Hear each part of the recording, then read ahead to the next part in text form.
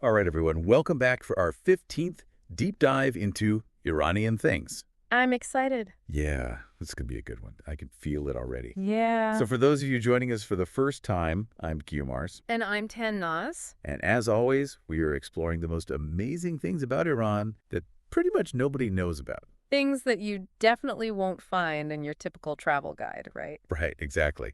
Like, who needs those tourist traps anyway when you've got, like, ancient myths and legendary creatures? Exactly. And lately, we've been really diving deep into this whole world of folklore mythology. All the good stuff. Yeah, all the really, really good stuff. Even some cryptozoology, which... That is my personal favorite. I know, right? Yeah. Like those creatures that make you wonder, are they real? Are they not? It's so fun to think about. So good. Yeah. And speaking of creatures that blur the lines between legend and reality, that's exactly what we're talking about today. Oh, yeah. Buckle up. Get ready, folks, because today we're taking you to the Alborz Mountains of northern Iran for a story that's both chilling and fascinating. The tale of Ash. Ash. It sounds kind of cute, right? Yeah, it does, doesn't it? Big It sounds time. kind of cuddly. Almost like a friendly bear. Yeah, like Winnie the Pooh's Iranian cousin or something. Right. But I assure you, This is no ordinary bear. definitely not.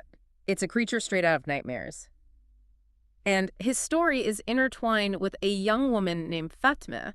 Fatemeh's story, it's kind of like a classic example of something you see a lot in Iranian folklore. Right. It's like this idea of a human going into a forbidden place, Yeah. a dangerous realm, and then having to deal with the consequences. Exactly. Venturing into the unknown and facing the terrifying things that lurk there. Yeah, and in this case, it's Fatemeh being kidnapped by Ash and taken to his hidden lair in the mountains. Can you imagine? So let's set the scene a little bit, okay? Okay. We're in a small village in Mazandaran called Alika. Beautiful area, right? Oh, yeah. Beautiful, but with this dark legend hanging over it. Yeah. Like nestled among those towering peaks, the story of Ash is just woven into the fabric of the village. Right, passed down through generations, like whispers around the fire. You can just feel the history and the fear. Yeah, and imagine the fear that must have gripped the villagers, knowing that this creature was out there lurking in the shadows. It must have been terrifying. Totally. And so the story goes that Fatemeh is forced to live with Ash in his cave. And the myth, it doesn't shy away from the really unsettling aspects of their relationship. Yeah. Like, she even bears him 2 children.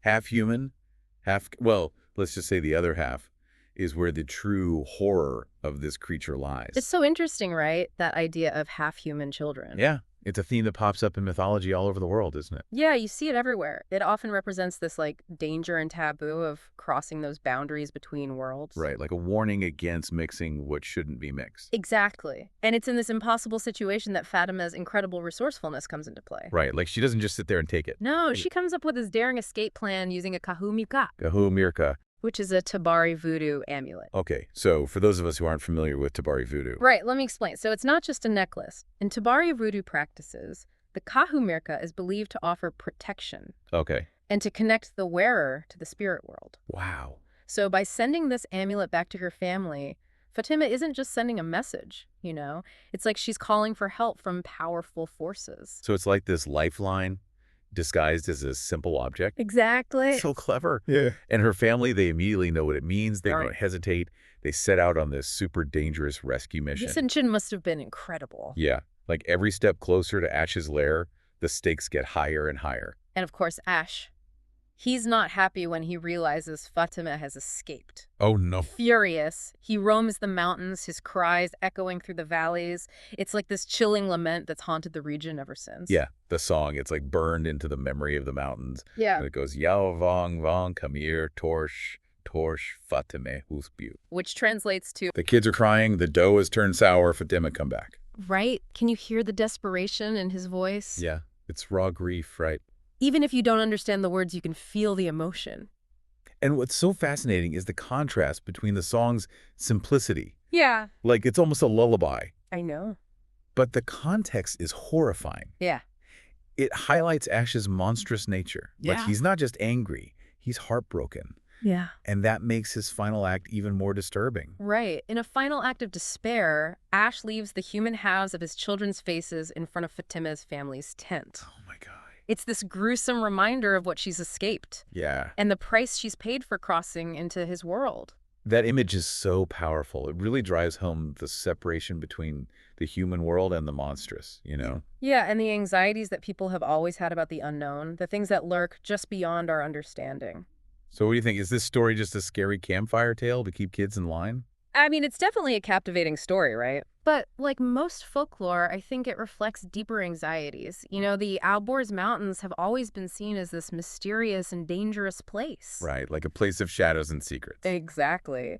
So this tale could be seen as a warning about the wilderness, urging people to stay within the boundaries of what they know, what's safe and familiar. And what about Fatemeh? Oh, she's fascinating. She's not just a victim, is she? Absolutely not. She's clever, resourceful, and in the end, she triumphs over this incredible adversity, Yeah, she does. which really resonates with a lot of the strong female figures you see in Iranian folklore. Exactly. It's like she embodies this spirit of resilience and defiance that runs through so many of these stories. Exactly.